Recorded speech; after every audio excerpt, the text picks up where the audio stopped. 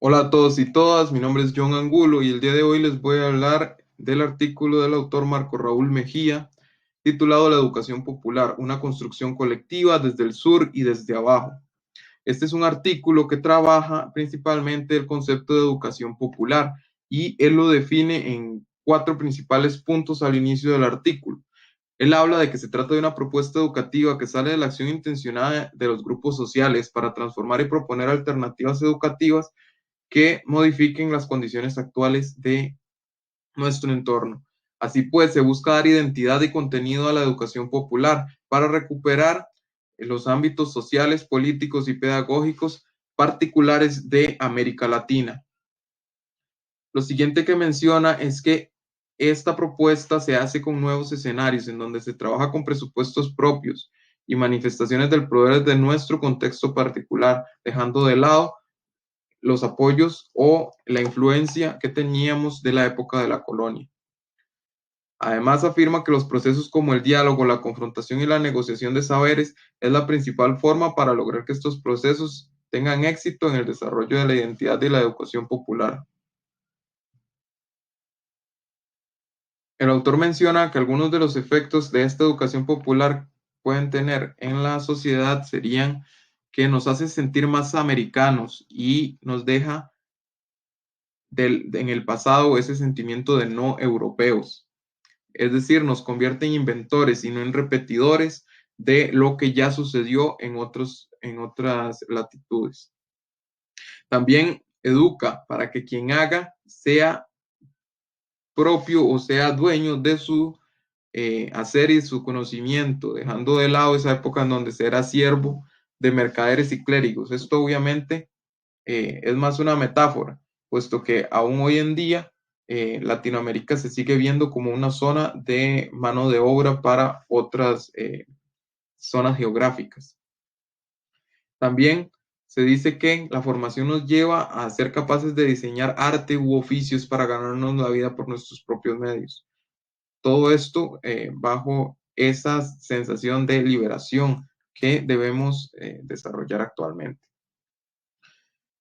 De esta forma nos habla de los inicios de esta transformación, que según él se da en las universidades de América Latina en la primera mitad del siglo XX, en donde se educaba a obreros, pero se requería cambiar el contenido de manera concreta en el proceso educativo y se les dotaba de conciencia para que supiesen el lugar y el papel histórico que tenían en ese momento, diferenciándolo de las épocas anteriores y las actividades propias de esos momentos. Se empieza a desarrollar el cambio a partir de la construcción de organizaciones que defiendan los intereses de estos grupos emergentes, como el de los obreros.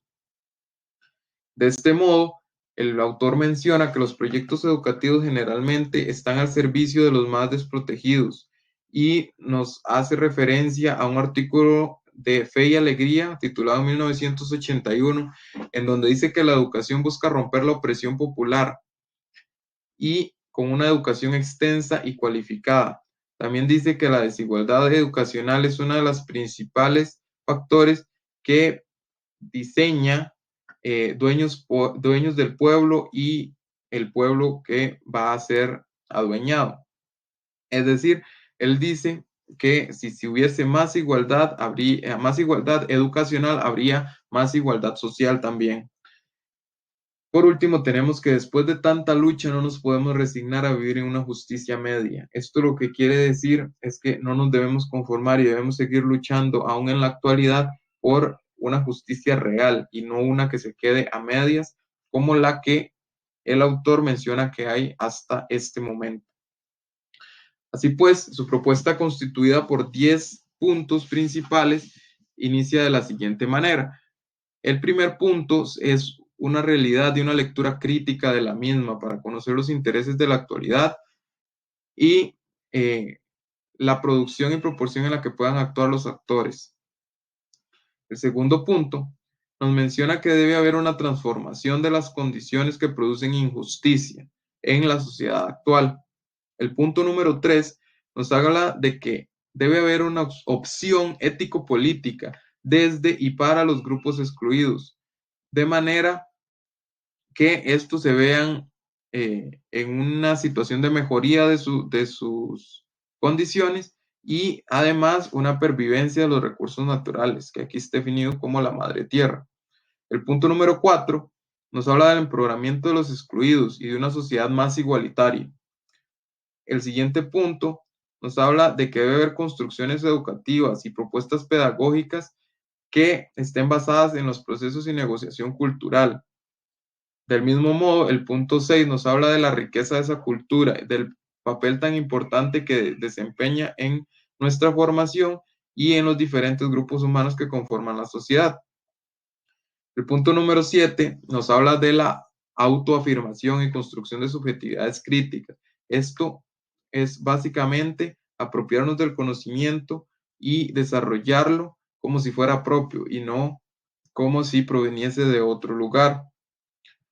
El punto 8 nos habla de un proceso teórico y práctico, es decir, la teoría y la práctica deben ir de la mano para diseñar alternativas eficientes que modifiquen el control que hay en nuestra sociedad actual.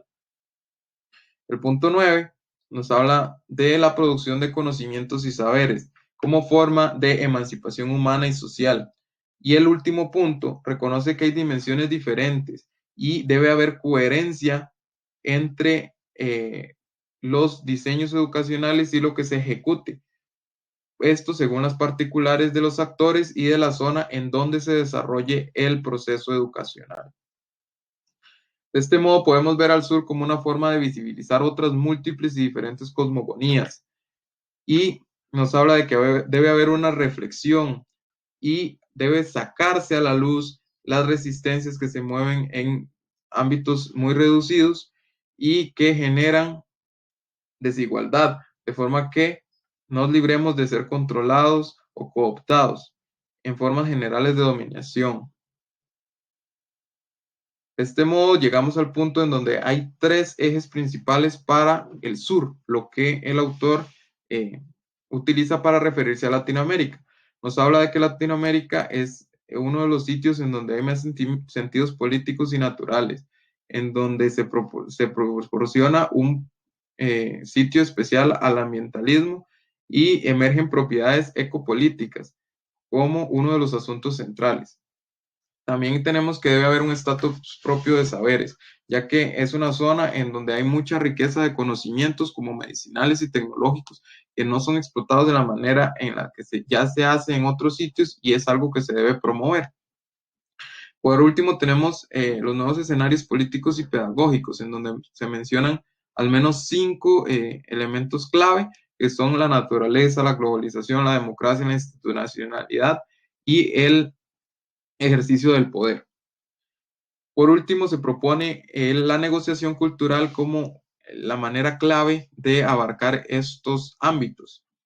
Entonces, tenemos que la individualización y la socialización deben tener un pensamiento emancipador, con dinámicas de liberación y una lucha por el cambio y transformación de las situaciones de injustas que tenemos actualmente en la sociedad. Tenemos que en el ámbito político, público y social debemos dejar de ser prisioneros del poco poder, relacionarnos, dejar de lado esa relación única con el sector primario y reducido a gremios, sino que debemos trabajar a todos los niveles para tener un mejor desarrollo y desarrollar subjetividades sobre el capitalismo, apropiarnos de él y aprovechar lo que sea útil y dejar de lado las cosas que no son provechosas para América Latina.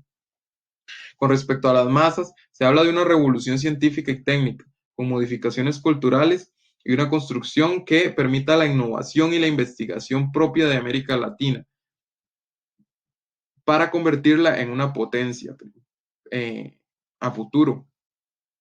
Por último, los dejo con este mensaje, que es una de las frases de cierre del artículo y que me gustaría que por favor lean y reflexionen, ya que nos va a ser útil para la actividad de esta semana.